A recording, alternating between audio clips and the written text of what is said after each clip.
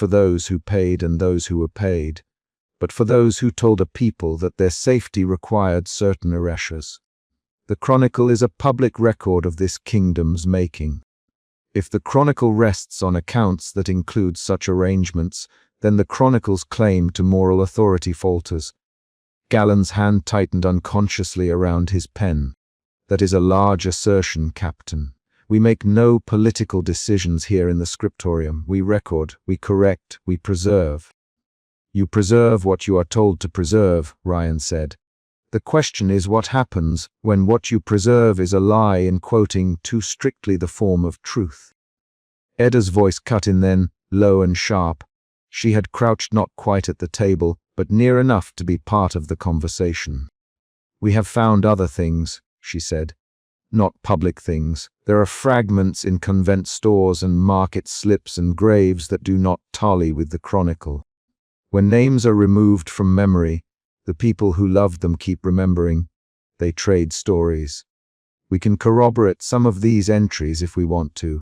Matthias passed down alleys that still held the smell of smolder and lime. The night was thin, a ribbon of chill tied to the city, and the houses leaned on one another, as if to bear the weight of recollection. He kept his shoulders rounded against the draught, as if that could stop the past from slipping loose. Behind the low windows, lamps burned. Behind shutters, people mended and muttered and forgot. He had left the scriptorium with the ledger folded at his breast and with knots of sentence forms in his head, the way a man carries a half-rehearsed prayer. The Corvan lodging sat 2 turns in from the main thoroughfare, its front pressed tight to the lane, so that the house's light was a small, guarded thing. The plaster was patched in places with rough mortar that, in daylight, would read like scars. Tonight it looked like a pause. Matthias stopped at the threshold and noted, with a scribe's habit, the small particulars, the iron ring in the door, the smear on the sill where someone had always, for as long as he remembered, pushed down the ash from a coal to settle the draught. The faint smell of rosemary that his mother used to stanch grief. Inside, the room held the low, private geometry of a house where much had been unspoken. A single hearth, a narrow table scarred by knives, 2 chairs and a pallet. The ceiling beams were black with the old smoke. Elin Corvan stood by the hearth, stirring a pot so thin it was almost consolation. She looked up when Matthias entered, and for a moment his face was a foreign thing to her, the scribe's face. A man who kept ink on his fingers and secrets tighter than dinner. "You are home late," she said, and her voice was neither surprise nor reproach, but a kind of weathering question. "Late," Matthias allowed, then smiled a small, careful curl. The archives keep one longer than is seemly. Merrick, his cousin, was there, sleeves rolled to the elbow from work that stained his hands brown. He set down a strip of coarse bread and regarded Matthias with a blunt politeness that sometimes hardened into impatience. Aunt Hester sat in the shadow beside the hearth, a narrow presence with a shawl tucked round her like a reproach. They had always told the story this way, Matthias thought, the way one polishes a favored silver spoon. His great-uncle Harrick had been clever. He had kept his head. He had bartered hard for life, and for the lives of the small household, and by that shrewd prudence the Corvans had been spared the purges that took others. The phrase "we did what we had to" had been said so often in the house that it had become a sort of blessing, a way of saying both pardon and praise. Matthias sat by the table and set the ledger under his coat like a sleeping thing. He could feel the paper as if it were a small animal breathing. He had rehearsed his questions all day. How, who? Did they know the names? The ledger's ink had been bureaucratic in its calm, columns of dates and sums and terse notations. It had been the ledger that taught him that the world was often more arithmetic than morality, a name, a date, a tally. Where the ledger stopped, people's faces began. "Mother," he said without ceremony, "tell me the story of how we came through the reckoning." Elin's spoon hovered over the pot. She set it down and folded her hands as if to keep them from shaking. Harrick was nothing special to look at. She began, the old tale easing into the familiar cadence. Small man, quick with numbers, the kind of man the magistrates like. He could make a sum look tidy. When the city split and men screamed in the streets, he kept his head. He was quiet. He paid his dues, and he paid more than was asked. We paid where others burned. Marek snorted softly. Prudence, that's what saved us.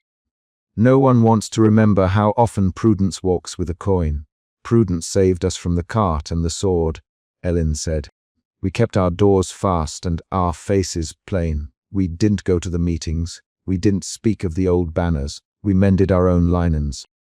Her voice, in the telling, acquired the small triumph that poverty sometimes shares with survival. Matthias set his cup down and did not taste. He had learned to watch speech like a scribe watches a hand flourish, where the pressure thinned what had been omitted. He asked the questions now with the dullness of someone testing a seam. Did Harek ever speak of names, of where this saving came from? There was a pause long enough for the pot to sing, thinly. Aunt Hester's fingers tightened around the edge of her shawl. In the hollow of the room, air cooled. Names, Hester rasped. Men are foolish to carry names on their tongues. Names are like coals. You burn and you do not mean to, and then your hand is charred. Did he bargain? Matthias pressed. Did he trade information for mercy? Ellen's hands went flat on the table. For a second, the woman, who had always been a steady fulcrum of household myth, looked almost as if she had been seamed open. Something inconvenient and living lay bare. There were offers, she said. There were more offers than you might suppose. The city was a sieve. A man could walk through it and not look the same afterward. Marek's jaw stung. You mean he named them? Harek pointed them out to save his hide. We said no. We said no a dozen ways. We locked the shutters. We minded our own. We passed on the whispers. We were careful. Alin's tone was a small defiance. The household's practiced denial. And yet you kept a ledger in the linen chest, Matthias said, and his voice was patient as a knife. He had not meant to be cruel, but phrases had momentum and he pushed. I found a receipt. The ink matches the ledger at the archive. There is a mark, a place name. It is not merely rumor. Elin's lids drooped. The cup clinked like a bell when she set it down. You would tear out your mother's heart with a file and call it justice, child, she said. But it was not all anger. Underneath the reproach was the raw thing, fear. Hester drew a small breath as if bracing against a draught. A paper will not be the worse for burning, she muttered, but her fingers trembled in the prickly shawl. What did it say? Marek demanded. Tell us the words. Matthias laid the folded scrap on the table like an accusation. The paper was browned at the edges and had been smoothed so many times that the fold lines were softer than the rest. He unfolded it with an almost ceremonial care. Habit had taught him that care could sometimes coax truth into the open. The ink was faded but legible, a place Kess Mill and a date. Beside it, in a cramped hand, a note for safe conduct, a small mark, almost a fingerprint, like a tally. Ellen's face went slack. She put her lips to the counter and breathed as if to hold herself together. Harek sent a man, she began. He said to speak softly to the magistrates. He said they could not be spared entirely, but the household could be given time. Time for what? Matthias asked. To live, to breathe, to move, to slip past the lists, to take a coin and be spared a sling. She gave a bitter, short sound. It was ugly, Matt. It was trouble. We did not like it. We told ourselves we were buying life, not naming murder. Perhaps there is no difference once the deed is done. Marek's face went red. So he named them. Harek looked at men and told the magistrate where they'd sleep. For coin, for a promise of safety, he pointed them out. He laughed then, but it was a brittle sound. That's not prudence, that's rot. Hester's eyes narrowed. He spoke. He did as men did in times of hunger. He had a wife and a child then. He wanted no cart to take them. He made the bargain. Who were they? Matthias asked, but the names felt impossible to ask for in that room. Names were not only letters on a page. They were people with mothers and hands. The ledger had a list, and he had spent hours letting the names become shapes. In the dry light of his house, that shape became a man's face. It was not clean. They were from the outer wards, Ellen said. They were the kind of folk who believed in something loudly. Herrick, he regretted later. Everyone regretted in different ways. Matthias thought of the ledger's rows and columns, the neatness of sums that did not measure sorrow. He saw the name of a man he had once read about in a tavern rumor Joran Vask, perhaps in the ledger's notation of sum and date. He had not wanted the names to be his family names. He had not wanted the ledger's arithmetic to name his own blood. Yet there it was, an intersection where his family's quiet had touched the state's violence. Why did you keep this? Why hidden in a linen chest? He asked, his fingers tight on the paper. Because you cannot unmake what you have made, Ellen said. Because we thought perhaps the paper would make the deed less sharp. Because Herrick wanted proof that his bargain was honored. Because the magistrates asked a token and Herrick paid it, and the token went to the chest because tokens that men fear go to chests. Matthias felt the room sway with a small domestic fury, the ordinary mechanisms of survival grinding against the moral geometry he had curated in his head. His apprenticeship in the scriptorium had taught him that erasures could be clean, the way a knife can pare a rotten bit from an apple. Watching his family, he realized the knife in the ledger had not excised rot. It had been used to carve an arrangement that left wounds. If Herrick did this, Matthias said, voice low, then someone paid. Someone made a list. The ledger at the archives is not the sort of thing to be trusted. Merrick cut in, quick as a net. You take one page and you think you have the whole. He stood up as if to put distance between himself and the document. You think you can judge men in their hungry hours when you've never had to bargain with a magistrate's boot at your door.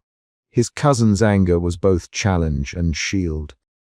It was the way those who had been spared because of someone else's shame behaved. They wrapped themselves in indignation to keep their heads. Matthias recognized the tendency in his mother's face to the old, careful pride that had softened years of scarcity. He also recognized beneath it the small, private shame that had made them tuck away the papers rather than burn them. Aunt Hester, who had been listening with a narrow, battered patience, folded her thin hands. We survived, she said, and there was a kind of absolution in the word. We fed ourselves. We kept our names on the rolls, though they were small things. There are others, Matthew, she fumbled his name, as if his proper name were thicker than the old one. There are others who paid worse. We have no right to throw our poor luck like a stone at the state and call it truth. Matthias measured the room and found it wanting. He wanted to ask them about the faces in the ledger, about the exact phrasing of the bargain, about whether anyone came to the house afterward with thanks or with threats. He wanted to ask whether they had ever tried to speak for the absent. He wanted to know how it felt to have the ledger's ink on their hands. Instead, he found himself remembering small acts, his mother's fingers smoothing a shirt collar when he left for the scriptorium, the way Merrick would whistle to himself when he came in wet from market weather. Those domestic images insisted on themselves not to absolve, but to complicate. They made the ledger into an instrument used by men who were also people. It made guilt into a household sound. He folded the scrap as if he could methodically put it back in the world where linens were kept. Why keep the paper? He asked again, quieter. Ellen looked at the door, as if the question of having kept a scrap were answered by the presence of the city outside. Because men keep proofs of their own sin in case they might someday be testified against. Because paperwork is how the world remembers. Because perhaps Herrick thought that someday there would be an accounting, and he wanted it to be there to do him harm. Or maybe he wanted to keep it as evidence to show that the magistrates had made bargains too. Matthias heard in that last phrase a thread he had not yet pulled, the idea that the bargains ran both ways. That the magistrate who gave clemency had also gained something names, rotes, a list that made the rebellion easier to end. The ledger, then, was both sword and ledger, proof of a transaction and a record of the transaction's consequences. Night thickened. The lamp guttered once, and the room seemed to fold inward. Marek pushed back his chair. "I won't be lectured," he said. "We kept our children. I will not have you go to the magistrates with this fever in your mind." "I'm not going," Matthias replied. "Not yet." He did not say that the ledger burned like a narrow truth that wanted light. He did not say that the names in the list had become faces to him, that he had visited graves at the edge of the city and stood before stones rubbed bare by hands that remembered, that he had watched a man, Ryan Halve, look at a name and fold as if he had been cut. Elin took his hand, blunt and collused. "Whatever path you choose, be gentle with us," she said. "We are small with our sins. We are not the ones who write proclamations." Matthias pressed his fingers to the creased scrap and felt ink like undercooked coal. He left the house that night holding not only the paper but also a new understanding that the ledger's rows were not merely bureaucratic records, but also the architectures of a family's survival. Where one man had stooped to bargain, an entire household had been sheltered. Where one list had been produced, a network of rememberings had been suppressed.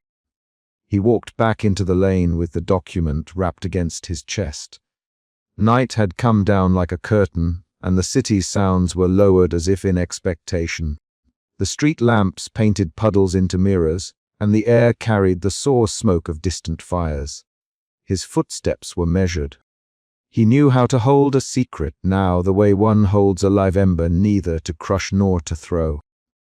He thought of the ledger at the scriptorium, of Galen's admonitions about discretion and the ethics of erasure. He thought of Edda's cool skepticism and Sister Anwen's careful counsel. A part of him recoiled at the thought of betraying his family. Another part, smaller and harder, felt that to look away would be to accept the ledger's arithmetic as the last word. He had set himself, without fully realizing it, at the fulcrum of two debts, to his household who had kept their heads in a storm by bargaining, and to the dead who had been felled by that bargain. As he reached the corner where the lane opened toward the scriptorium, a cart rumbled past and a cry rose, small and ordinary. He cupped the paper to his chest and for a long moment let the city press around him like a closing fist. The house behind him was an island of small compromises. The archives ahead of him were a store of institutional erasures. Between them lay marching, a pressure that felt like a tide. He folded the scrap in his palm once more, feeling the creases as if they were topography. He had proof now that his family's comfort had a price, written in the ledger's ink and smuggled beneath linen. He also had, in the neat columns of the scriptorium, a language for making these things legible to others. He knew where the ledger's page might be placed to be seen. Matthias turned his face toward the scriptorium and moved with the slow, deliberate speed of a man who has decided there is no returning to the way things were. A small, private resolution settled on him. He would not yet march with accusations, nor would he tuck the scrap back into the chest to gather dust. He would count, he would proof, he would corroborate. He would seek the edges where paper met flesh. He would ask questions he had avoided. He did not yet know if his questions would save anyone or ruin them. He only knew that the ledger's arithmetic had become a household story and that stories, once unearthed, resist being buried again. The night closed around him, and the city kept its secrets like a person holding their breath. At the corner he paused, feeling the ledger's weight in his coat, and the weight of his family on the other side of the lane. The two seemed to pull in different directions. Then, as if to mark the moment, someone called from the shadowed stair, "Matthias!" "Thomas says the scriptorium has more deliveries tomorrow. Be about your accounts." It was a small, mundane summons, and it cracked the night's tautness.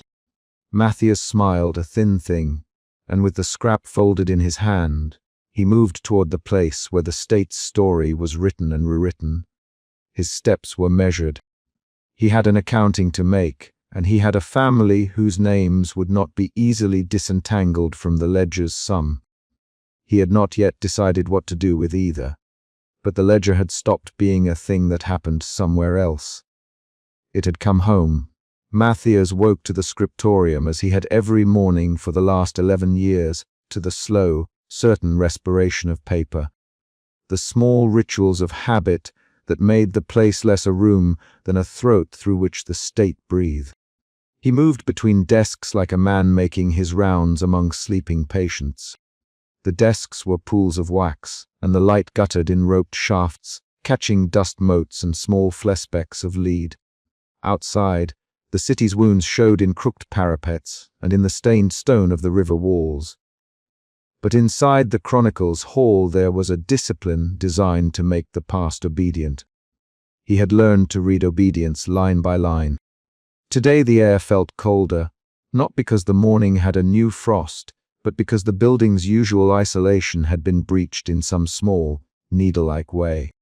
Someone had left new parchment along the master's table, a directive wrapped in the chancellor's dark ribbon. The seal impressed on its flap was the same as that on proclamations of war and pardon and new taxes. It spoke of authority and of the apparatus that sustained the capital's fragile myth. Matthias paused before touching it, because he understood, by training and by instinct, that a ribbon of state could alter how paper should be read. "We were told there would be a new round this week," murmured Thomas as he rounded the stacks, the messenger's bag at his hip. He dropped the day's scrap of news, a dry rumor, and a packet of instruction onto the master's bench with the sort of reverence one reserves for a legal summons. "They've been at Varen's desk until late." Galen looked up when Thomas spoke, but said nothing. He was older than he had many years to be. The years in the scriptorium had lined him like a map of cautious pathways. He folded his hands and watched the seal. Matthias watched them both and felt, for reasons he could no more name than he could cease thinking, that the world was contracting. The directive was short and written in the clear, efficient hand of the Chancellor's clerks. It was a list of mandates for immediate conformity, certain volumes to be restricted, inventories to be reconstituted under the Chancellor's supervision, a new seal to be applied to any entry that bore reference to the rebellion or founding transition. Any seditious annotations would be subject to removal. The final paragraph was a single sentence in a slightly darker ink: "The sanctity of the Chronicle and the security of the realm are indivisible. All archivists will be required to render themselves available for inquiries." Galen's fingers closed around the paper as if he could secure the world there. He read it twice, then 3 times, and the room shrank to the space between him and the seal. "They will not be content with mere correction," he said finally, and his voice was small. "They will want made quiet." There was no accusation there, no rhetoric. He shouldered his outer robe as if to leave. The apprentices froze mid-scrape. Edda's head lifted from the drawer, where she kept her hidden slips. The movement betrayed a small, hot tremor that Matthias knew by now would not settle easily. The scriptorium's economies were subtle. You did not simply cut a line of text. You taught a generation to see nothing where once there had been evidence. That economy was now under direct, bureaucratic scrutiny. "Will you go, Master?" Matthias asked, a question he did not intend to ask aloud. It was both a request for direction and a small test. If Galen left under summons, what would happen to the safe spaces that had sheltered half-truths for a generation? Galen smiled without mirth. "They have summoned me to the palace. I do what the office asks." He folded the directive into the inner fold of his robe as if to hide it. And then he left with a gait that seemed to accommodate the sudden lack of ease in his bones. He was not gone an hour when the first of the censors came. They walked not as men who expected resistance, but as men whose presence was itself resistance. They were precise, a captain with a ledger of names, and 2 clerks with styluses struck smartly like civil gendarmes. The captain's badge was the Chancellor's emblem, a small, black-faced seal set in cold brass, and when he opened his mouth to speak, the scriptorium listened the way stone listens to rain. "We are here to catalogue and ensure compliance," he announced. "All inventories, all marginalia, and all unsealed material must be presented for review. To be a scribe is to know the peculiar arrogance of a small thing, how a slip of ink can tilt a reputation, change a ministry, or unmake a life." The censors understood this. They did not need to shout. Their presence was a roar that smothered lesser sounds. Apprentices folded their hands and pretended to work. Thomas shadowed them like a fly along the wall, glancing at the crates of older folios and at the curtained desks where men and women kept private copies and private shame. Matthias felt the noose tighten in a way that was almost tactile, a cold silk noose of administrative will slipping round the throat of memory. He had the ledger hidden beyond the master's sight in a small hollow created by the slippage of 2 floor planks. The ledger lay there like a dark patient waiting for the physician who would decide whether to heal or to kill. He imagined the censors with quick, clean hands finding that hollow and turning its contents into ash. He imagined his mother's face, the neighbor cousin who had been promoted because of family service, the faintness in his father's voice in recent years when he spoke of the prudences that had kept them alive. In that imagined moment his family became not contours of comfort but instruments whose strings could be cut. The captain moved with meticulous courtesy and an efficiency born of long practice in unmaking. He asked to see inventories. Galen, who had returned thin and slow after his summons, complied. He produced lists, some of them old as dust, others sealed with the little administrative knot that indicated sanction. The clerks unrolled their lists and began to cross-reference. Every time a volume's title met a line on the chancellor's list, the captain's pen made a neat, small tick. Once a tick made, a book was marked for transfer under guard. Matthias sat very still at his curtained desk. He could have produced any of the innocuous ledgers he kept, those dry accounts of salt shipments and municipal tithers, and no one would have looked twice. The ledger he had found sooty at its edges, with a penciled marginalia that had made his throat knotted, was not among those outwardly visible things. He had smuggled its significance into the hollow by night. He had thought the hollow safe because it was small and because the archive's machinery was vast and inattentive in predictable ways. He had been wrong about complacency. He had underestimated the chancellor's appetite for tidy lines. When the captain finally left, he left with a handful of volumes under his arm. The scriptorium exhaled the way a city exhaled after a winter storm, brief, brittle. Galen sat at his desk with his hands knitted, the packet the chancellor had given him folded on the bench beside him. It bore the chancellor's seal as well, but the seal was not the same stamp as the censor's list. This one had been applied by the hand of the palace, a private instruction, heavier than the public edict and of a different hue. Galen's eyes were not brimming with tears. He had given them years ago to the small, necessary sorrows of the work, but he looked smaller than Matthias had ever seen him. "They asked for me to render account of practice," Galen said quietly. "They asked about process, about certain ledgers, and about how we index names associated with the transition." He drew in breath as if the air in his lungs would not suffice for the story. "They asked me to certify that the chronicle stands alone, uncontradicted, and they recommended that we submit redundant volumes for curation at the palace repository." Galen's hands betrayed him then. They shook as he took up a quill. He set it down without words. Edda leaned forward, and her face, usually so keen and controlled, was drawn taut with suppressed anger. "Did they ask for specific titles?" she demanded. Galen seemed to flinch at her voice. "They spoke of the founding transcripts in the aggregate," he said. "They mentioned contested lists and problematic annexes. They did not speak of anything by name, and yet he swallowed. They will ask by name." It was a gambit of governance that bore the hallmarks of the chancellor's arithmetic.